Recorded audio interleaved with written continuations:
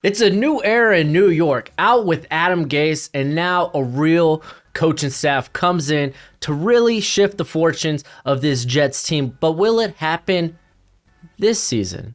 Well, I'm here to answer that. We're going to be doing a deep dive into the roster, projected starters, and a prediction for the 2021 season. What's crack-a-lackin'? It's your boy Broshmo, just in case you did not know. So let's go ahead. Let's dive in. We're going to be starting, of course, with that new look offense, new regime, new quarterback. Welcome, Zach Wilson. He's going to be under now the Robert Saleh, I guess, regime. But more importantly, it's going to be I think it's definitely going to be a Kyle Shanahan like offense there in New York, obviously with Mike LaFleur's. But I mean, let's be honest, like most of the NFL now feels like some part of the Kyle Shanahan offense, just with a little twist on it. Like, I think this is definitely going to be a West Coast offense, big outside blocking, zone blocking scheme. Now, what they're going to do with Zach Wilson, this is what I firmly believe, just based on, well, analytics, obviously. With rookie quarterbacks, you usually don't want them to throw in the middle of the field. Because at the college level, you're not really used to seeing or having to deal with linebackers in coverage. Typically, you're working with a lot more space, a lot more room for error. So I think they're going to really utilize the sidelines, the boundary, especially with those big-bodied receivers, man. They're going to be creating big windows with Denzel Mims and Corey Davis. Both are like 6'3", 200-some pounds. So I really think they're going to try to focus at least passes towards the sideline, which means we're probably going to see, obviously, a lot of play action, but a lot of bootlegs. Now, I say that because, I mean, just looking at last year, unless you were Joe Burrow, rookie quarterbacks, when throwing in the middle of the field on plays of 20 yards or less, they threw 10 picks. Like I said, outside of Joe Burrow. Joe Burrow actually did that very well, but Joe Burrow, probably one of the most accurate quarterbacks we've seen in the last few seasons. So there is that. Now, again, expect a lot of play action, a lot of bootleg. That means they need to get the run game going, or at least some sort of run game, some sort of life there. They also managed to pick up in the draft Michael Carter. I think he's going to be a big contributor because you got LaMichael Piron from the last regime.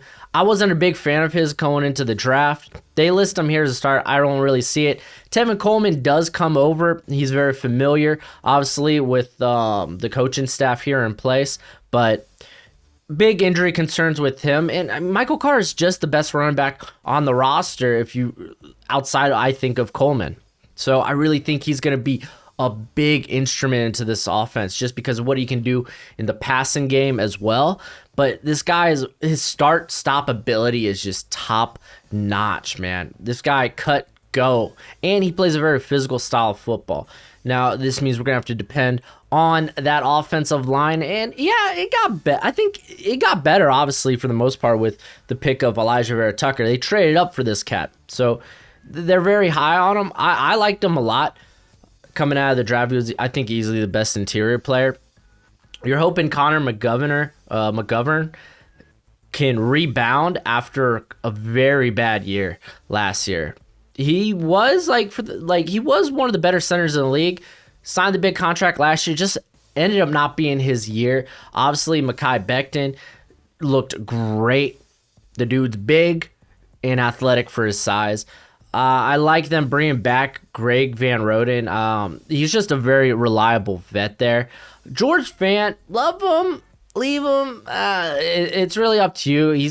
For me, I think he's probably the weakest part of this line. But they do have a guy like Chuma Doga, who I thought was a pretty good pickup a few years ago. Maybe he gets involved a little bit in there. I don't know. We'll see about that. You do have on the interior Cameron Clark. I think Clark's more of a guard than an actual tackle. They brought in Dan Feeney, but really you don't want him starting at all. And they still have Alex Lewis. So, like, the line for the it's not the offensive line is not bad by any means. I still feel like they're you hear PFF talk about all the time, creeping back towards average, and I think that's what this line's doing. The left side looks a lot better, obviously, than the right side, but I mean, you got a couple of reliable, for the most part, vets in Van Roden, and I mean, George Fant feels like he's been around the league for a while.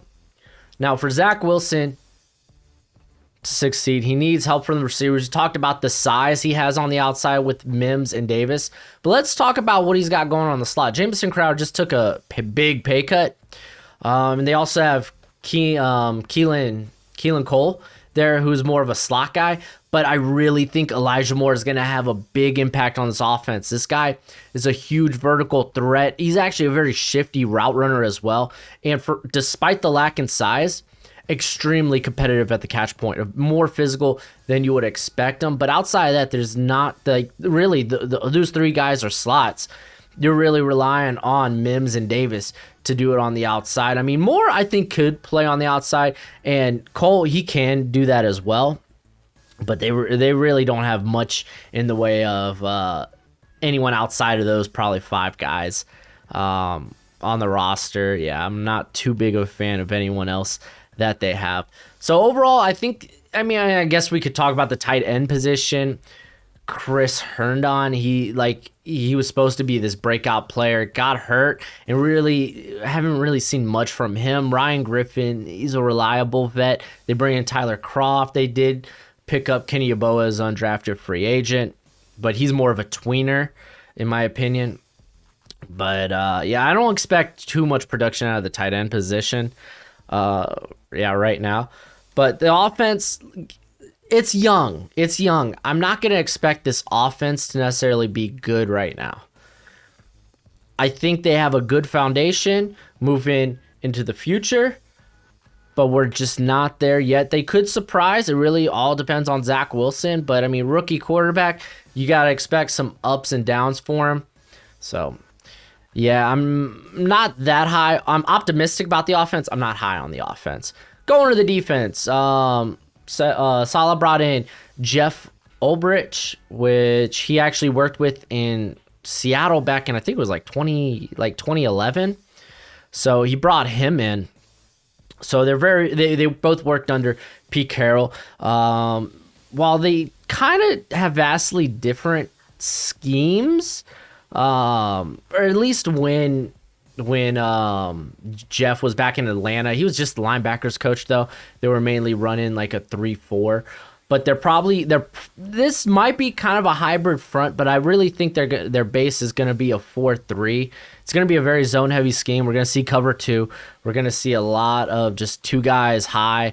They're going to slip in some quarters there. I know Saleh is known for being a very blitz happy type of coach. I don't think we'll necessarily see too much blitzes here just because of how lackluster the secondary currently is. I think we'll probably see it on third down. I don't expect it on the first 2 downs, so that's my opinion. This defense, for real, like you gotta kind of like you gotta think what the philosophy is gonna be for this defense. It's gonna be tough. It's gonna be gritty. Remember, San Francisco, that bend don't break type of style of defense, and it's gonna start in the trenches. I think we're gonna see, and this is why I talk about kind of hybrid fronts. I honestly think we could see 5 down linemen sometimes because they're gonna get Carl Lawson out there. Probably starting on the opposite side of him is gonna be Vinny Curry. They bring in Ronald Blair, but he's a rotation player, best in play last year. But they have so much depth on the interior, so much depth. Sheldon Rankins, and then you also got Fadukasi, John Franklin Myers, all who could actually take on the zero tech, the nose tackle role if they do go with 5 down linemen. But obviously the bread and butter here is Quinnen Williams. The dude kind of had the breakout season last year, and I think he's just going to keep ascending. Kyle Phillips more going to be utilized as a defensive interior type of guy. I don't know why they list him there at tackle or at edge. But like, just look at this. Even Nathan Shepard kind of showed signs of life there in last season. So they're extremely deep. They also drafted Jonathan Marshall, who could play all over that defensive interior. So there's a lot of good guys, but I think really we're gonna see a lot of the run stuffers with Fadakasi and Franklin Myers. Maybe Rankins comes in on passing downs with Kyle Phillips, and just expect Quinn Williams to be on the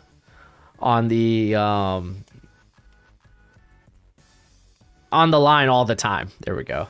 I'm still suspect about the pass rush. Like Carl Lawson, we're still waiting for him to take that next step into like, oh man, this dude's devastating.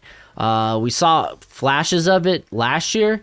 They gave him the big money. See if we can see it this year. Now, I think they're really going to rely on maybe just their front to get a lot of the pressure, and then they'll incorporate some of the blitzes on third down. It's going to be a big emphasis on stopping the run and limiting the pass. They're going to just don't give up the big play. That's why I think we're going to see a lot of too high with whether it's the combination of Marcus May, Austin Davis, and LaMarcus Joyner. I think they brought in Joyner to come back there and play deep. We saw him working in the slot, didn't go too well there with the Raiders. Just playing out of position, really. So I think he will take a bigger role. So Marcus May, very unique. They could really plot this guy anywhere. He kind of really relished in taking on that Jamal Adams role last season. So I expect him to get played everywhere. In terms of what to see at corner, man, Austin, was it Blesson? I think he was at Rutgers. This is like his third season, I believe. He's had some flashes, but there's been times where he's unhealthy. It's been up and down for him. Bryce Hall, we only saw a little bit last year, but I think Bryce Hall is coming into a system that should work pretty well for him. Those are likely our starters there because they don't have good depth at corner. In terms of who guys can play on the outside. Corey Ballantyne, no, you don't want that guy starting. Jason Pinnock was actually a big pickup. I loved him going into the draft, but I think he might be a bit away from actually starting. So you're really going to rely on those two guys to stay healthy. Hardy's more of a special teamer. In terms of the nickel, I think Michael Carter is going to end up being the prime slot corner here. Javelin Guidry. He was the rookie out of Utah last year. He ran like a 4.29. But when Brian Poole went down, he actually looked pretty good to close out the season. He looked pretty darn good. They did draft Brandon Equals, who's really a slot only given his size. I don't know if he even makes the roster, but I really think Michael Carter is going to be the guy that wins out the slot position here just because they literally traded up for him, jumped the Niners who really wanted him. Who would have thought, right? So I really expect maybe him to end up being the starter here. In terms of linebacker, CJ Mosley, Jared Davis probably going to be the two starters there. Might see a little bit from Blake Cashman. Real fast linebacker, that's about it. The guy just can't stay healthy. They did bring in Hamza Nazar-Ildeen. It'll be interesting to see how they utilize him. They also have Jamian Sherwood, dude. I actually really liked coming into the draft. Hamilcar Rashid's more of a probably passing down type of rusher. But that's interesting. I kind of like the idea that they're bringing in Sherwood to come in and play linebacker. The guy comes downhill with a head full of steam. He's very explosive. I expect that guy to get some snaps, man. Expect him to get some snaps. But Jared Davis, stupid athletic, giving him another chance. They were probably, I could see Saleh being high on him when he came out of the draft. They just weren't able to get their hands on him, and now he ended up being a free agent. Didn't work out in Detroit. They're like, hey man, give it a year here. Let's see what we could do with you. CJ Mosley, not exactly an ideal coverage guy. He's a good run stuffer. He's a good leader for the defense. I will say that. He's going to bring value by just merely being on the field and getting people into position even if he may be a liability at points, mainly coverage. But overall, the defense, I don't know. I don't know if the pass rush is there. I really don't. Vinny Curry is a reliable veteran, but he's always kind of been a rotation guy throughout his career. Carl Lawson, we're going to see. We're going to see if he is the real deal. Ton of depth on the interior, but Quentin Williams really the only proven pass rusher on the interior there. Sheldon Rankins, he's flashed at times when he was with the Saints, but another guy that couldn't stay healthy. So they might have to rely on blitzing to get any pressure, and I just don't see that being a theme. This will be a bend don't break defense. Unfortunately, I don't think the offense will be good enough to keep the defense off the field, so they think we're going to be likely seeing them break more often than not. And that in the secondary is just a big question mark at corner, both corner positions, even the slot. I mean, potentially having a rookie or maybe a guy who was just a rookie the season before. So a lot of questions. I think this is a good nucleus, a good foundation. I just don't see this team being good just yet. Especially with a rookie quarterback, you shouldn't expect the team to be good initially. Let's go ahead, take a look at my projected starters. Again, these are the guys that I predict are going to get the most snaps. So let's take a gander here. In terms of the offense, Zach Wilson, I'm going with Michael Carter, man. I think Michael Carter will end up being the guy they roll with in the backfield. Corey Davis, Denzel Mims, Elijah Moore's too talented. That guy's going to be on the field a lot. Chris Herndon, they're a tight end. And then Mekhi Becton, Elijah Vera Tucker, Connor McGovern, Greg Van Roten, and George Fant. They're on the offensive line. And then in terms of defense is kind of funky. I got Carl Lawson and Vinny Curry. I have Quentin Williams, Sheldon Rankins. It's kind of a toss-up. They have so many quality players there on the interior. It's really hard to pinpoint who may have exactly the most snaps there. So I just ended up going with Rankins, but it could be a variety. It could be a combination of the three other guys we mentioned, Fatukasi, Franklin Myers and stuff. Then CJ Mosley, Jared Davis, Bryce Hall. I got Blesson Austin, Michael Carter III. I have him being the starter in the slot with Marcus May and LaMarcus Joyner at safety, but do expect Ashton Davis to also to get a lot of snaps here as well. Remember, Marcus May is a guy that you could kind of work wherever on the field, whether it's out wide, in the box, even in the slot. Like, you can do a lot of cool things with them. So, prediction, how will this team fare? I think you kind of get the idea that I think this team's not ready yet. So, I have them going a nice, healthy 4-13. Again, I don't think they're here yet. It's a tough division. The Patriots got significantly better. The Dolphins should be a better squad. The Bills are just good. I actually have them going. How do they do in the division? 2-4. 2-4. I have them losing both games against the Bills, but wins against the Patriots and the Dolphins. They could come out and surprise the Panthers. I just think the Panthers are a more well put together squad at this point. The Broncos are just infinitely talented. It just really depends on what they get at the quarterback position. The Bengals game's winnable just because the Bengals, I think, they're a pretty awful team right now too. Obviously, I think the Texans is an easy win with no Deshaun. But in the way of wins, like, I guess they could get a win over the Jags, potentially. But yeah, I wouldn't expect this team to win. If I'm, and I know I'm a Dolphins fan. It's like, oh, of course you're going to think they're going to do bad. No, I really like what they did this offseason. I feel like they're headed in the right direction. And I'm a big fan of Zach Wilson. I'm a big fan of actually the coaching staff in general. It's just they're not there yet. There's still some pieces that they need to put together. Give it at least another off season, and then I think this team will be competitive. Maybe not necessarily contenders, but they'll be competitive.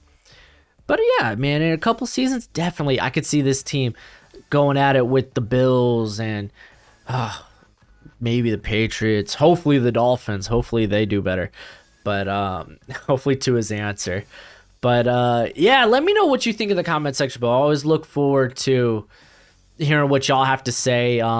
Correct me if I maybe got anything wrong with the defense or the offense. You always do a good job of letting me know that. So yeah, that's it for the video. Go ahead, do that YouTube thing. And as always, until next time, you be easy, my friends. Later.